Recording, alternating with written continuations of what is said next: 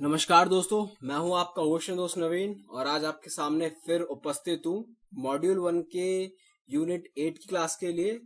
So without wasting any time let's start. आज हम module 1 technical analysis में unit 8 breakouts, momentum and volatility के बारे में पढ़ेंगे। ये मॉड्यूल 1 का आखिरी यूनिट है। इसके बाद हम मॉड्यूल 2 में चले जाएंगे जो है कैंडलस्टिक फॉर्मेशन, जो बहुत ज्यादा इंटरेस्टिंग होगा और आपके बहुत ज्यादा लाभदायक रहेगा। अगर आपको वीडियो पसंद आती है तो लाइक करें, शेयर करें और हमारे चैनल को सब्सक्राइब करना ना भूलें। स्टार्ट करते हैं हम। How do we profits from the market? Market से हमें मुनाफा कैसे मिलता है, कैसे कमाया जाए? As a trader we profit from price movements इधर टू अपसाइड और द डाउनसाइड।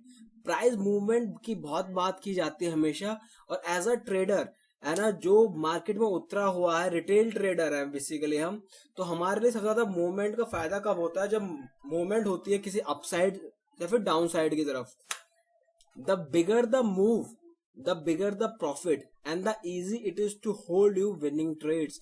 जितना बड़ा मूव रहेगा उतना बड़ा प्रॉफिट मिलेगा आपको, और उतना ही आसान होता है आपके लिए ट्रेड बनाना।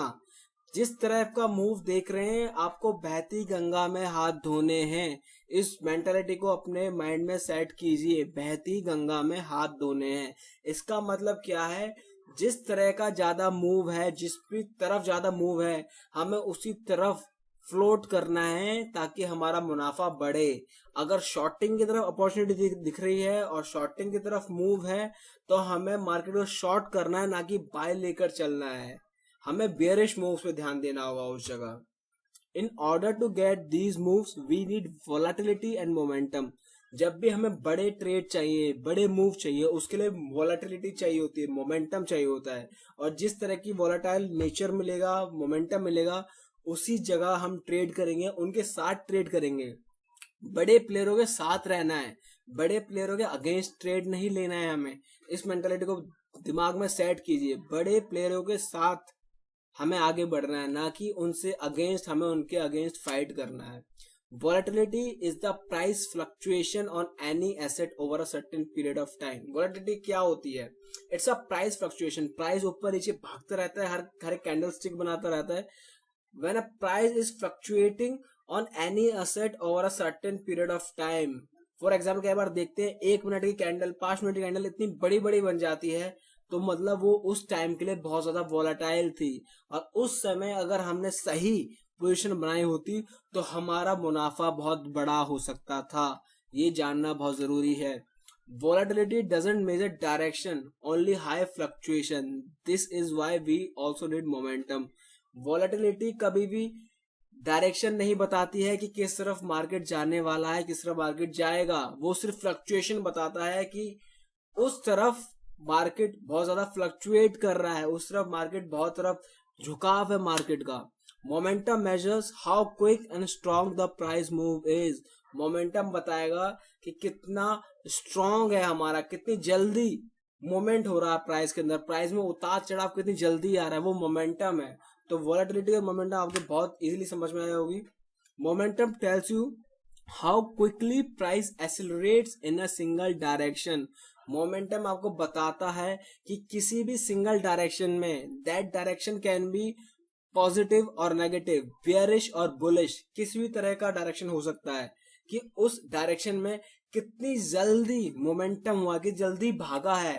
कई बार विद इन सेकेंड्स मोमेंटम इतना होता है कि आप मोमेंट को पकड़ ही नहीं पाते। जब भी with in second, with in minute बड़े बड़े मोमेंटम आते हैं, इसका मतलब ये है वहां कोई बड़ा प्लेयर गेम खेल रहा है और मैं उसके अगेंस्ट नहीं जाना है, उसी के साथ बहना है, उसी मोमेंटम में जाना है, बहती गंगा में हाथ धोना है। What triggers momentum? मोमेंटम को ट्रिगर करता क्या है? पहली चीज, when a great area of support and resistance is taken out, many traders will jump in to profit from it.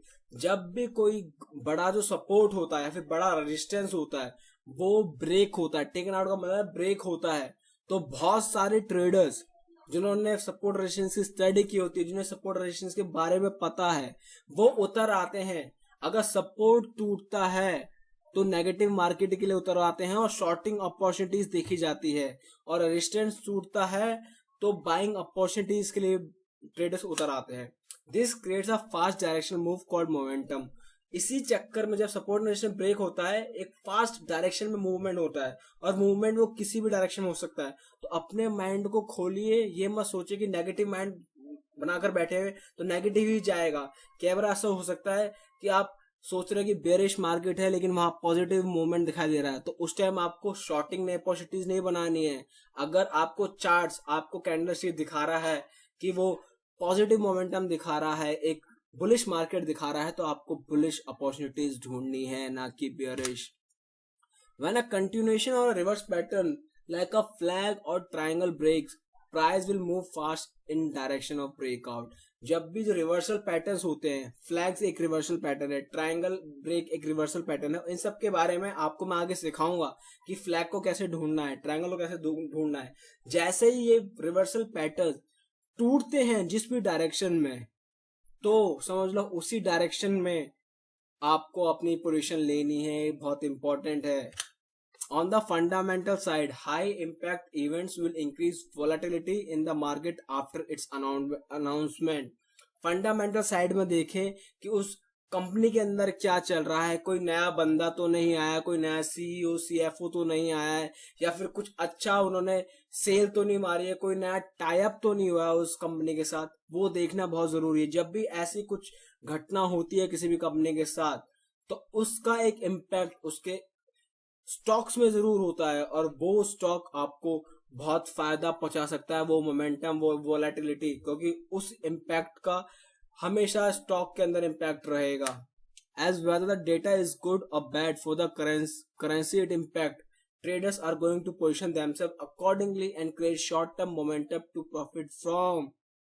हमेशा ध्यान दीजिए, अगर कंपनी फायदे में चल रही है, दिन ब दिन फायदा दिखा रही है, तो बड़े ट्रेडर्स क्या करते हैं, पॉजिटिव साइड में बैठे होते हैं, ना कि नेगेटिव साइड में। तो आपने भी यही करना है। जैसे अगर कंपनी फायदा दिखाती है, कुछ अच्छी न्यूज आती है कंपनी के लिए, कोई बढ़िया नामचीन बंदा आता है, एक नया टाई अप होता है, तो समझ लीजिए कंपनी ग्रोथ की राह पर है, और ग्रोथ की राह पे आपको पॉजिटिव, आपको बुलिश मोमेंटम चाहिए, आपको बुलिश साइड में बैठना है, ना कि बेरिश साइड में। एक इंपॉर्टेंट टिप, ये बहुत बड़ी इंपॉर्टेंट टिप है आपके लिए, always wait for a clean breakout to jump in. हमेशा प्लीज करके, प्लीज आपके हाथ जोड़ता हूं, आपको ब्रेकआउट का वेट करना है। एक क्लीन ब्रेकआउट जब तक आपको नहीं मिलता, आपको छलांग नहीं मारनी है, क्योंकि क्लीन ब्रेकआउट का मतलब है उस साइड पे मार्केट घूम चुकी है और उसी साइड में आपको जाना है, ताकि आप बहुत मोटा मुनाफा कमा पाए।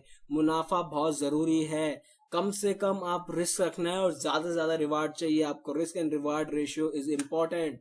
इसका एक बहुत सादा सा एग्जांपल मुझे चार्ट मिला, बहुत प्यारा चार्ट है। इस चार्ट के अंदर मैं आपको बताता हूँ, एक सपोर्ट है ये और एक रेजिस्टेंस। ये कैसे बनाते हैं, कैसे बनाया जाता है, इसके लिए ऑलरेडी वीडियो मैंने डाल रखी है, तो आप मेरे इस चैनल में ढूंढिए, आपको सारी वीडियो मिलेंगी सपोर्ट रेजिस्टेंस की। जैसे आपने सपोर्ट रेजिस्टेंस बनाया, आपको देखना इस सपोर्ट रेजिस्टेंस के अंदर, इस चैनल के अंदर ही मार्केट घूम रही थी।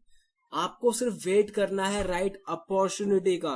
आपने यहाँ देखा, यहाँ पे रेजिस्टेंस मिला, यहाँ पर सपोर्ट मिला, फिर रेजिस्टेंस, फिर सपोर्ट, फिर रेजिस्टेंस, फिर सपोर्ट, फिर रेजिस्टेंस, फिर सपोर्ट, एंड यहाँ पर जब फुल वॉल्यूम, ये वॉल्यूम कैंडलस्टिक है, वॉल्यूम चार्ट है, जैसे ही वॉल्यूम स्पाइक इन हुआ, वॉल्यूम यहाँ पर देखिए, वॉल्यूम नहीं है, नॉर्मल वॉल्यूम चल रहा, एक्स्ट्रा ऑर्डिनरी वॉल्यूम आया और एक्स्ट्रा ऑर्डिनरी तरीके से इसने रेजिस्टेंस को ब्रेक किया, और फिर मार्केट सीधा आगे की तरफ भागती हुई चली जाती है। हाई वॉल्यूम ब्रेकआउट्स देखने हैं, ब्रेकआउट, फेक ब्रेकआउट्स में फंसना नहीं है। फेक ब्रेकआउट्स में फंसोगे आप घाटे में रह जाओगे। कई बार ऐसा लगता है, फॉर एग्जांपल ये देखिए, ये एक फेक ब्रेकआउट था यार, ब्रेकआउट सा लगा, लोग बैठे होंगे पॉजिटिव उन्होंने सेंटिमेंट्स रखा होगा, लेकिन देखा क्लोजिंग हुई रेजिस्टेंस के पास। आपको देखना है कि उसकी क्लोजिंग जो होगी वो रेजिस्टेंस ब्रेक करके होने चाहिए। मैं ऑलरेडी बता चुका हूँ रेजिस्टेंस सपोर्ट चैप्टर में। तो प्लीज मेक श्योर, जब तक ब्रेकआउट नहीं मिलता विद हाई वॉल्यूम, आप पोजीशन नहीं बनाएंगे। जैसे ही आपको हाई वॉल्यूम के साथ ब्रेकआउट मिलता है, make your position then and there itself, और मुनाफे को राइड कीजिए।